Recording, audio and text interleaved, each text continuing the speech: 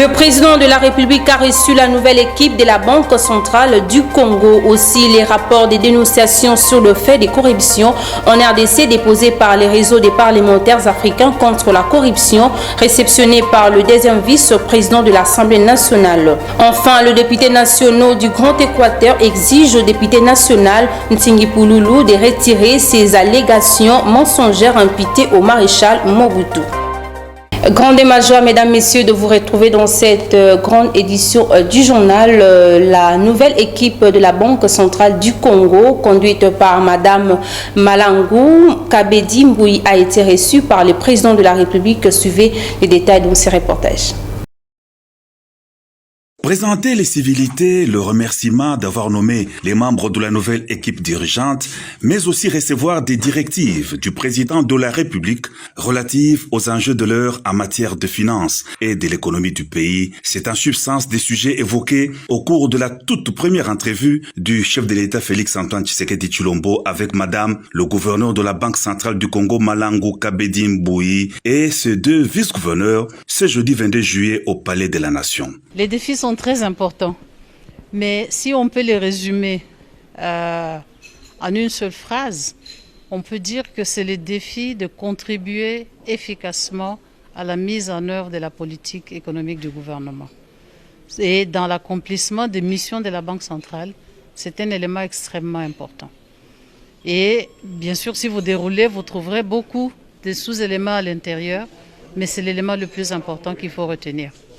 Au terme d'une ordonnance, le président de la République a nommé le 5 juillet 2021 Madame Malangou Kabedi Mboui aux fonctions de gouverneur de la Banque centrale du Congo, succédant à Deogracias Mutombo Mwananyembo, appelé à d'autres charges d'État.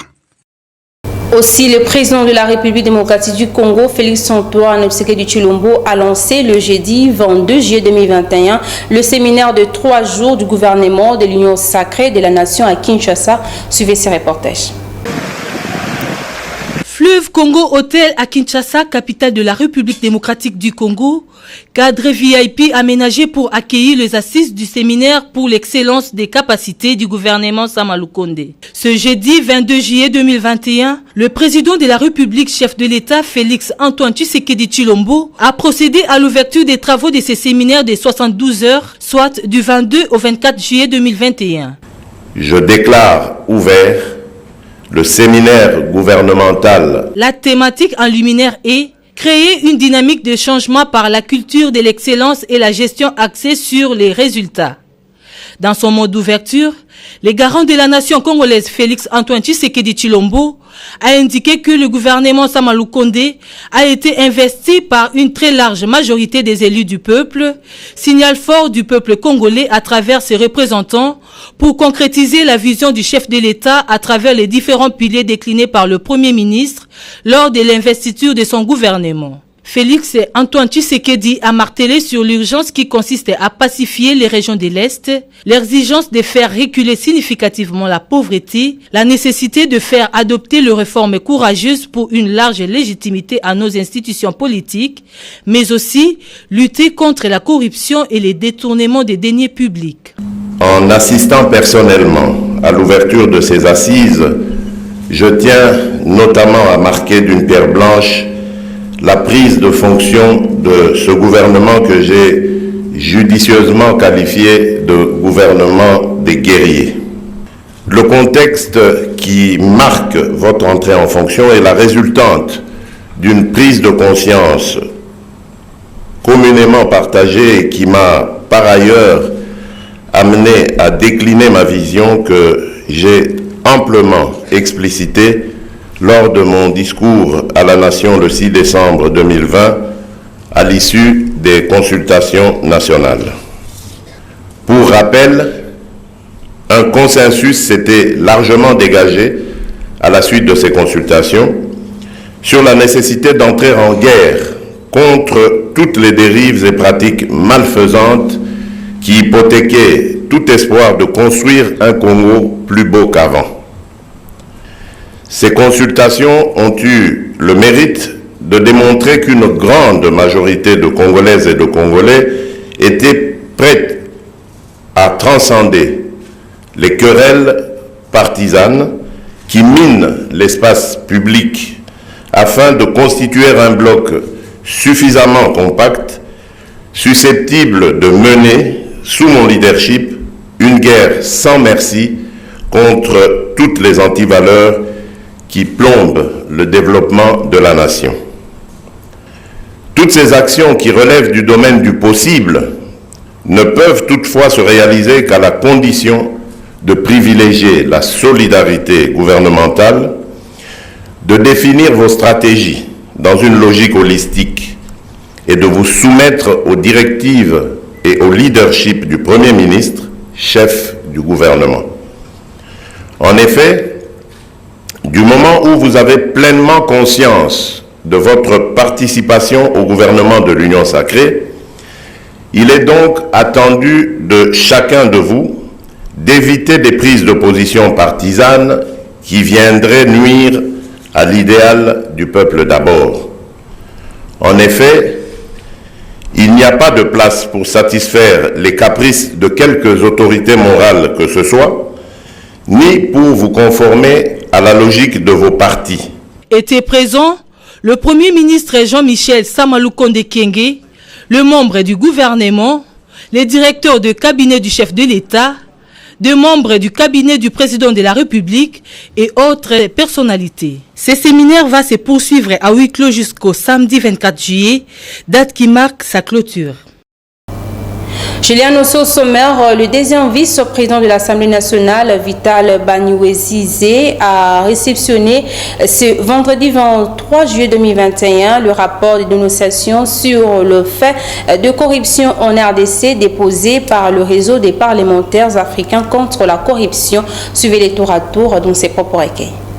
Au nom du président Mbosso Kodiapwanga de notre chambre du Parlement, je suis revenu rehausser de ma présence la rencontre d'aujourd'hui qui consistait à donner rapport sur le travail de ces réseaux pendant l'année 2020. Je voudrais dire que la thématique est tellement intéressante parce que nous sommes une société gangrénée par un virus que je cite, la corruption. Et cette corruption, c'est un mal qui est fondé sur la kleptomanie. Et pas kleptomanie, c'est la maladie du vol qui s'est déjà installée dans notre pays.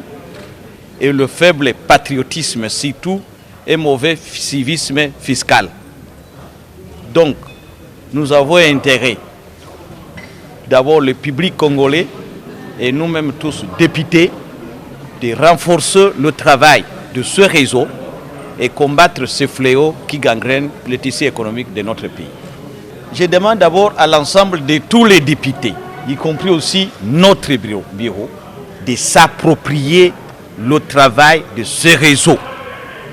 Parce que si nous voulons améliorer les social des Congolais, les socio-économiques des Congolais, nous devons mobiliser les ressources, nous devons donner à l'État des ressources et qui ne peut parvenir que des régies financières. Nous allons nous approprier le travail de ces réseaux, l'appuyer autant que nous le pouvons et surtout à notre niveau en tant que bureau et parlement, renforcer les contrôles parlementaires. Ce qui a été très essentiel, c'est la présentation du rapport sur des faits de corruption dénoncés par le peuple congolais, par les citoyens lambda de la République démocratique du Congo, moyennant notre numéro vert. Donc nous avons un numéro au centre d'écoute du réseau des parlementaires africains contre la corruption. Désormais, tout le peuple congolais peut utiliser ce numéro partout où il se trouve, sans craindre quoi que ce soit. Dénoncer, parce que celui qui vit un mal, qui vit la corruption et qui refuse de le dénoncer est complice de la misère du peuple congolais. Pour les députés nationaux du Grand Équateur, Ntingi Pouloulou les a offensés en déclarant que Mobutu était un étranger. Ils exigent que ces derniers retirent ces allégations mensongères sur le maréchal Mobutu. Suivez. Garantir la paix et la sécurité à tous ses fils et filles. Avions constaté qu'un élu du peuple, député national Nzingi Pululu, se soit permis, sans référence juridico-sociologique, de s'octroyer les titres de distributeur automatique de la nationalité congolaise en qualifiant le feu maréchal Mobutu Sese Seko Kukumbendo Wazabanga d'étranger. Considérant que le feu maréchal Mobutu a construit notamment les barrages Inga, les ponts maréchal, les stades Kamanyola, les palais du peuple où nous siégeons, la cité de l'Union africaine. Conscient que le maréchal Mobutu a doté les pays de grands ouvrages comme jamais auparavant et même pas encore après lui. Il a consacré toute sa vie à lutter pour l'unité et la paix en République démocratique du Congo.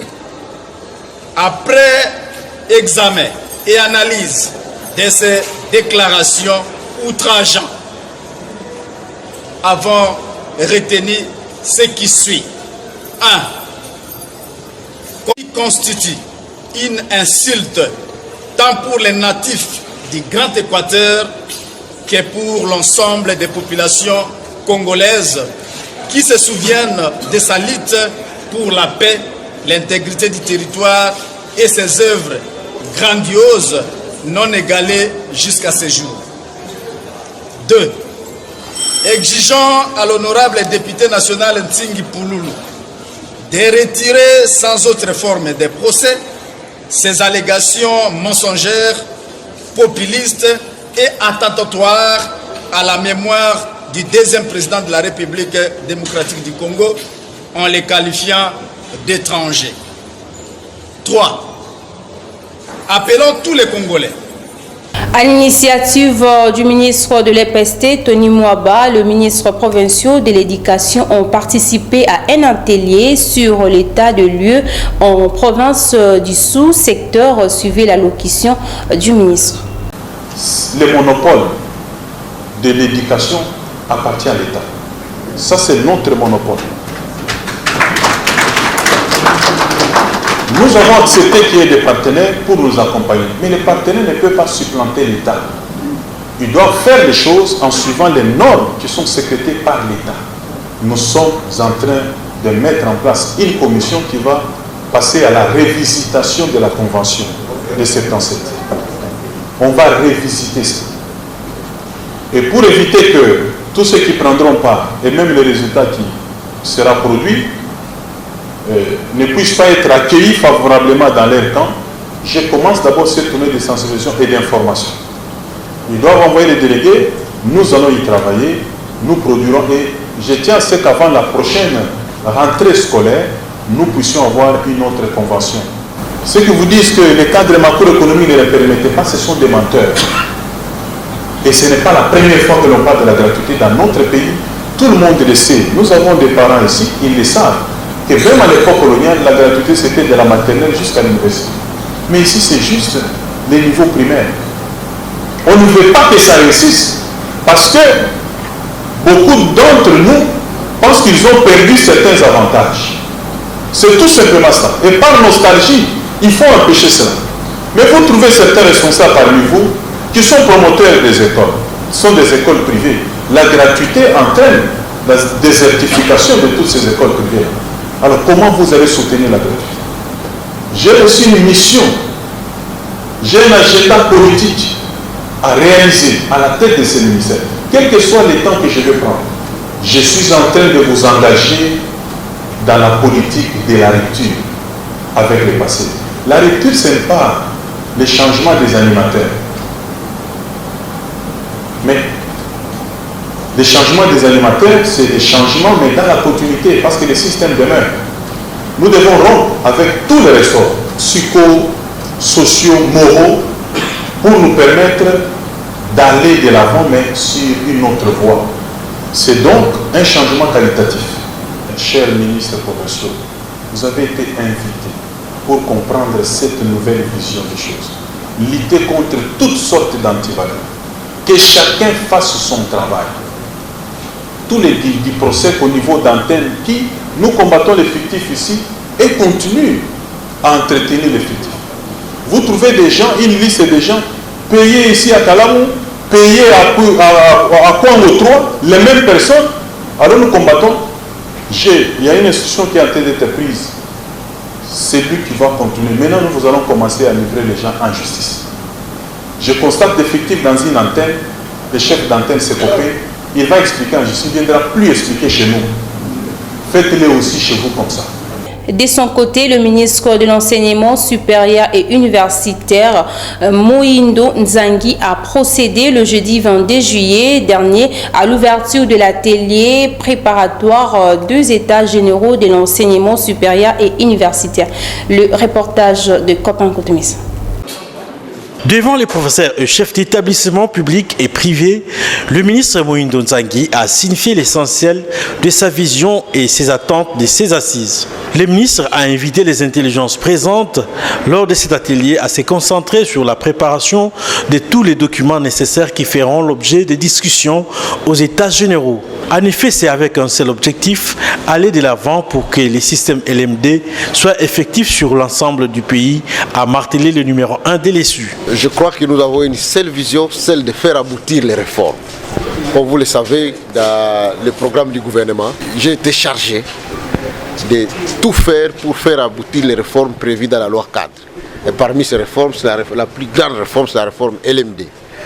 Donc les travaux préparatoires des États généraux aujourd'hui vont se concentrer à pouvoir préparer tous les documents nécessaires qui feront l'objet de discussions dans les États généraux, mais avec un seul objectif, aller de l'avant pour que la réforme LMD à partir de l'année prochaine soit effective dans l'ensemble des établissements d'enseignement supérieur universitaire. Il faut noter que l'actuel ministre de l'ESU veut que la RDC puisse réformer son enseignement en procédant avec les systèmes LMD.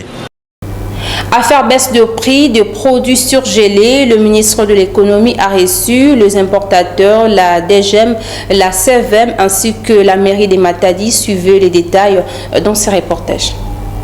Déterminé à aller jusqu'au bout de sa logique, le ministre de l'économie nationale, Jean-Marie Kalumba Youma, a mis face à face d'un côté les importateurs de surgelés et de l'autre la DGM, la CVM, les lignes maritimes congolaises ainsi que la mairie de Matadi. L'atmosphère était pesante pour Sosimex, American Food, Sokin, Egal et autres qui ont été incapables de soutenir leur argumentaire devant ceux qui ont accusé de percevoir les taxes impactant le prix des surgelés. Sans alibi, les importateurs sont dos au mur et l'application de prix annoncés devient inéluctable. Au sortir de la réunion, un des incriminés, en l'occurrence, fait un travail rigoureux avec les experts du ministère, l'époque de la complaisance étant révolue. Autre problème à résoudre, c'est celui relatif au secteur de la production locale et l'industrie manufacturière.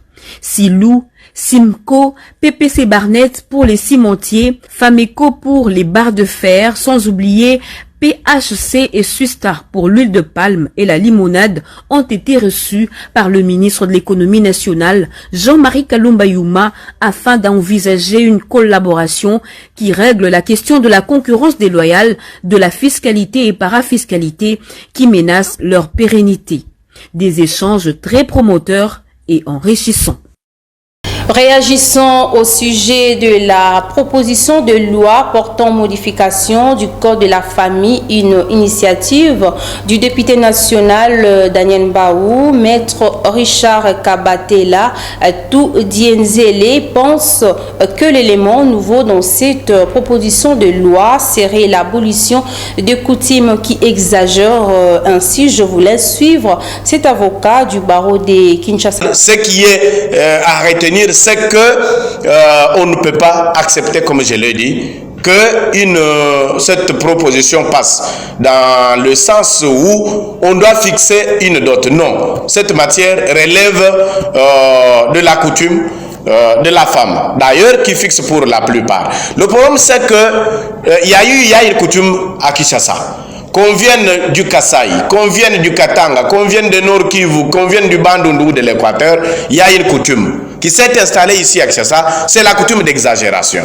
Et c'est ce qu'il faut dénoncer. C'est ça, au fait, l'élément bon qui est dans cette proposition de loi, ou l'élément sérieux est important. Ça veut dire que bannir cette coutume qui tend à exagérer la dot, qui tend à faire croire à la famille que la fille devient un fonds de commerce et qu'on peut vendre. Et on va jusqu'à demander les motos, les écrans et tout et tout. Les mêmes personnes qui demandent toutes ces histoires ici à Kinshasa, dès que vous les relayez dans leur village, on va huer sur lui s'il demande une telle chose. Parce que la dot elle-même, comme nous le connaissons, comme nous le savons, c'est un symbole en fait. C'est un symbole et que ce qui compte ici, c'est l'unité, c'est l'amour qui est entre les deux futurs conjoints.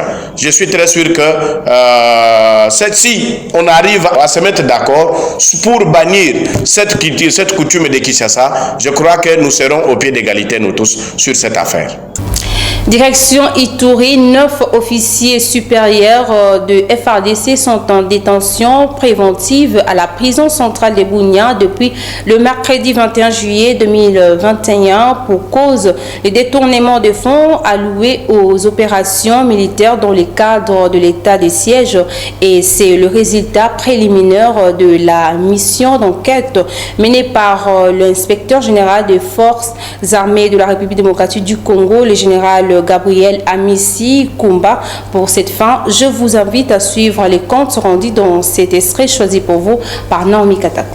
Le séjour de l'inspecteur général des forces armées de la République démocratique du Congo, le général d'armée Amissi Kumba Gabriel à Bounian, chef-lieu de la province de l'Ituri et siège de l'état-major de la 32e région militaire, n'est pas du tout repos. Mercredi 21 juin 2021, la délégation de l'inspectorat général des forces armées de la République démocratique du Congo, sous sa conduite, a procédé à l'audit de la commission d'achat en cette période de l'état de siège à la 32e région militaire, composée de membres de l'état-major, base logistique régionale, secteur opérationnel Ituri, direction régionale des services d'éducation civique et action sociale, en sigle SECAS. Après contrôle et vérification de l'authenticité des documents référentiels, des fonds et certaines pièces justificatives, il s'est avéré des anomalies, preuves de malversations et de détournements avérés. Notez que ces détournements de fonds publics destinés à l'armée pour l'accomplissement de sa mission régalienne ternissent l'image des forces de défense et de sécurité. Et pour mettre fin à toutes ces pratiques d'antivaleurs qui ternissent l'image de notre armée et dénotent le marque du patriotisme dans les chefs de certains chefs militaires, les auteurs de ces détournements à la 32e région militaire, sous ordre de l'inspecteur général des forces armées de la République démocratique du Congo, le général d'armée Amissi Kumba Gabriel, sont mis à la disposition de la justice à l'auditoire militaire et mis en prison pour répondre de leurs actes. Il s'agit de colonel Landou Walter, commandant adjoint en charge de l'administration et logistique à la 32e région militaire, colonel Diama Josué, directeur régional des services d'éducation civique et action sociale, SECAS, lieutenant-colonel Mukanda Salebombo, directeur administratif à la 32e région militaire, lieutenant-colonel Kimfuta, T4 du secteur opérationnel Ituri, 32e région militaire, major Sadiki Delphin, commandant de la base logistique centrale de la 32e région militaire, commissaire supérieur principal, Kamboloa Mumbwe Laurent, assistant du vice-gouverneur Ituri, lieutenant-colonel Love Zeoula, TD secteur Ituri, capitaine Patrick Kimenesa, secrétaire à la 32e base logistique régionale. Le contrôle continue. En société, les tenanciers des bars, terrasses, boîtes de nuit et autres montent au créneau pour exiger aux autorités de la République la réouverture de leurs activités fermées depuis un mois et quelques semaines en raison de la troisième vague de la Covid-19. Suivez ces reportages de nos stagiaires d'Elifasik. Cela fait plus d'un mois depuis que le président de la République a décidé la fermeture des bars, terrasses et discothèques dans la ville-province de Kinshasa jusqu'à nouvel ordre. Cependant, ces mesures semblent inquiéter les tenanciers qui n'arrivent pas à s'en sortir dans leur vie quotidienne. Approcher quelques tenanciers de l'avenue Nyangwe demandent la réouverture des bars, terrasses et discothèques. Normalement, les autres sont chômage.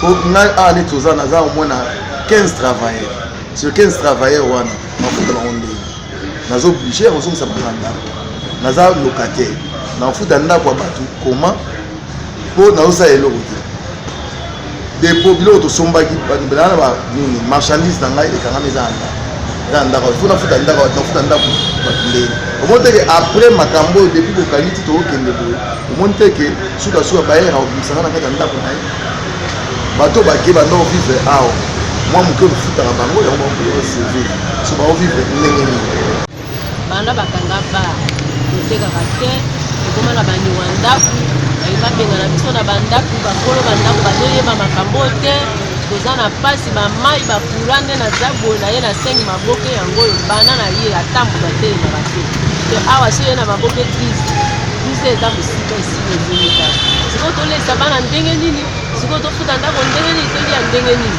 bapesi biso punition eleki biso na kilo l'état atala mpe biso parce que ezaka na biso moko te bato baba même na église batiki baéglise na baéglise biso osala baplein bato bazotonda na babis bato bataxi bis bato bamoto bato mbokaki ya basui bango solution bala moko mais biso bapesi so 30 jours basi 15 jours ça fait 45 jours oyo tozovivre kaka ndenge wana bazotala tana biso donc tokende kokufa. Il faut rappeler que c'est suite à la troisième vague du Covid-19 que le gouvernement a décidé la fermeture des bars, terrasses et discothèques dans toute l'étendue de la ville de Kinshasa pour éviter la propagation du virus.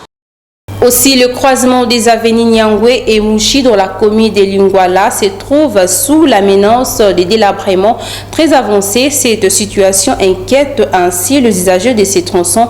Reportage de nos stagiaires de l'IFASIC.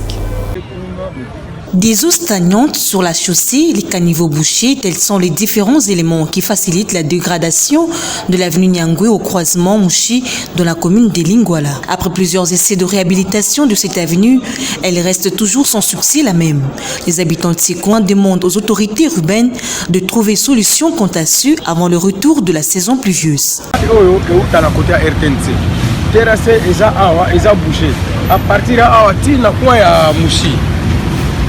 si Nyangwe awa babwake mabanga dernièrement mais mabanga ngo euto kene nyoso na mai c'est pourquoi ezobota mamai ezokita ezokende mai ezokawokaki toza na saison sèche faut gouvernement azwa responsabilité na pour abonza avenir Nyangwe sinon surtout comme la saison a pluie là to bano leka sunte mai oyo eutaka na ba terrasse oyo eza likolo terrasse oyo eza bouché yango omoni moyen mai ezwa isusu nzela kokende ate komi okitaka na balabala likolo kuna ezaki libulu moko ya monene na awa mpe libulu ezaki moke ntango ovd ayaka bazwaka mabanga na mabele batie wana batiki mabanga wana ekangi na baterase moyen mai ekita susu na terase eza te ovd ayaka awa azwa place oyo ezaki kamwa libulu ya moke akatakata azwi mabele na mabanga atie depuis ka asala biloko wana mbula ebeti ebendi bamabanga nyonso na mabele yango omoni libulu oyo ekomi monene boye donc na awa aveni oyo na aveni ya kalembelembe ekoma donc place ya kolekela eza lisusu te. Aux autorités de revenir donc à la conscience à cette situation persistante. Toujours dans la même rubrique, les usagers de l'avenue de la Libération ex-24 novembre au niveau du rond-point UPEN interpellent les autorités provinciales concernant la menace de la détérioration de cette partie de la chaussée. Constat de nos stagiaires de l'IFASIC. L'état de la route de la Libération ex-24 novembre près de l'Université pédagogique nationale continue à se dégrader. Depuis plusieurs mois, cette avenue de grande importance est en train de perdre sa belle image sans bénéficier la faveur des autorités afin de mettre fin à ce délabrement. À l'approche de cette situation, quelques chauffeurs et motocyclistes ont expliqué les difficultés auxquelles ils font face.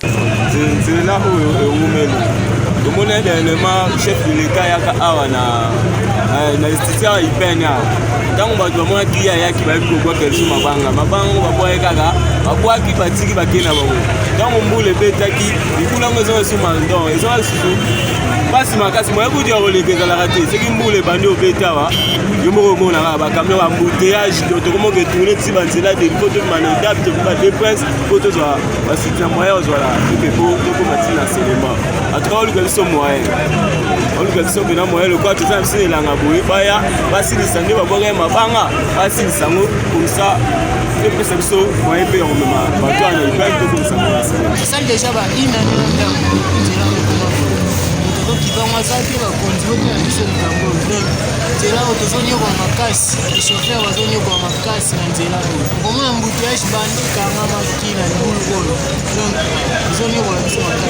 Il faut dire que l'avenue de la Libération avec ce 24 novembre relie la commune de Selembao et Ngaliema, aussi avec un grand trafic de commerce, mais confronté au problème d'embouteillage suite à ce délabrement. Pour clôturer cette édition du journal, les usagers de l'avenue du tourisme interpellent les autorités au regard d'un trou qui s'est formé du côté du saut des moutons érigé au niveau du rond-point Pompage. Suivez ce reportage des amis d'Elifasik. Ce trou se trouvant sur la route Pompage dans la commune d'Engaliema est en train de prendre son ampleur. Les autorités sont appelées à prendre le dispositif pour réhabiliter cette route bien avant la saison de pluie.